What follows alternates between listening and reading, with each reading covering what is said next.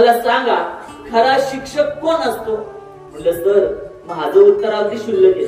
खरा शिक्षक तो असतो ज्याच्या लेक्चरला बसल्यानंतर आपल्याला घड्याळाची पण आठवण होत नाही. माझं सांगायचं हेतू इतकाच आहे, ज्यावेळेस तुम्ही देह भान हरपून एखाद्या शिक्षकाचं ज्ञान ग्रहण करताना त्यावेळेस ते ज्ञान तुमच्या इथं राहत नाही, तुमच्या हृदय पटलावर बिंबवलं जातं. बाळांनो तुम्ही जितकं पाठांतर करून परीक्षेला सामोरं जाणार तेवढं फक्त तुम्हाला मार्कांचा गुणांचा फुगवटा जाणवणार आहे. पण जितकं ज्ञान, जितकं त्या शाळेतलं, जितकं त्या पुस्तकातलं ज्ञान तुम्ही हृदय पटलावर बिंबवणार, ते आत्मसात करणार, तेवढं ज्ञान तुम्हाला उभ्या आयुष्यात प्रत्येक पावली त्याचा वापर होणार आहे. अक्षरशः मी तुम्हाला इथपर्यंत सांगेल, 90% 10वीत एखाद्या विद्यार्थ्याला भेटले, त्याला वाटतं वा वा मला 90% भेटले, मला 90% भेटले, पण त्याला याची जाणीव नाही 90% मिळवणारे महाराष्ट्रामध्ये नाही म्हटलं तरी 70 ते 80 हजार विद्यार्थी असतात.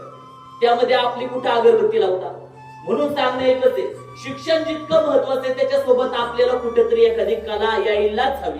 शालेय जीवनामध्ये ती कला आत्मसात करता आली पाहिजे. स्वतःमध्ये कोणती वेगळी ऍक्टिव्हिटी ज्या गोष्टीमध्ये जास्त इंटरेस्ट आहे हे त्या विद्यार्थ्याशिवाय आणि त्याच्या शिक्षकांशिवाय कुणालाही समजत नाही. एखाद्या विद्यार्थ्याला चांगल्या प्रकारे चित्रकला जमते त्याने त्यामध्ये जास्त लक्ष द्यावं. एखाद्या चांगल्या प्रकारे वक्तृत्व जमतं त्याने त्यामध्ये लक्ष द्यावं. एखाद्या चांगलं ते नृत्य करतं त्याने त्यामध्ये लक्ष द्यावं. पण शाळा ही मोठी प्रयोगशाळा असते की शाळेमध्ये तुम्ही कितीही चुका करा तरी देखील ती सुधारण्यासाठी शिक्षक तुम्हाला संधी देतात.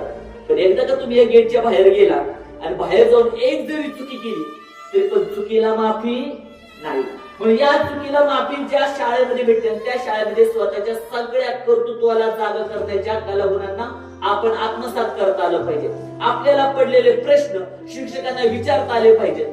जो विद्यार्थी त्या 4 भिंतीमध्ये आपल्या मनातली शंका विचारण्याचं धाडस करतो तो उभ्या आयुष्यामध्ये कोणत्याच प्रसंगात आपली मतं मांडायला कमी पडेल का? कधीच नाही. बऱ्याच वेळा असं होतं, मॅडम काहीतरी शिकवत असतात, मॅडम शिकवता मध्येच चला माझ्या प्रश्नाचं उत्तर द्या आणि त्यांना उत्तर येत असत पण सांगायचं कोणीच धाडस करत नाही. मग मॅडम म्हणतात कुणालाच येत नाही का? मीच सांगते. आणि मॅडमने उत्तर सांगितलं की तुम्ही शेजारच्याला म्हणता अगं मला येत होतं का नाही? मग का नाही सांगितलं? का तो व्यक्त करायला तुम्ही कमी पडतो. बाळांनो व्यक्त व्हा. वर्गामध्ये 90% मिळवणारा पहिला नंबर काढणारा हुशार मुलगा असतो असं काही मनामध्ये भावना ठेवू नका. शाळेमध्ये जो आपली मतं मांडतो ना तो जबरदस्त आहे. जो आपली मतं मांडणार, जो मला काय वाटतं ते व्यक्त होणार, भले तुम्हाला किती आकलन क्षमता, कारण की देवाने प्रत्येकाला येताना एक आकलन क्षमता दिलेली. कॉन्सन्ट्रेशन वाढवण्याच्या गोष्टी आपण ते करू शकतो. एकाग्रता कशी वाढवता येते, त्राटक केले जातं, प्राणायाम केले जाते, योगासन केले जातं, मंत्र जप, हे सगळ्या गोष्टी बाजूला आहेत.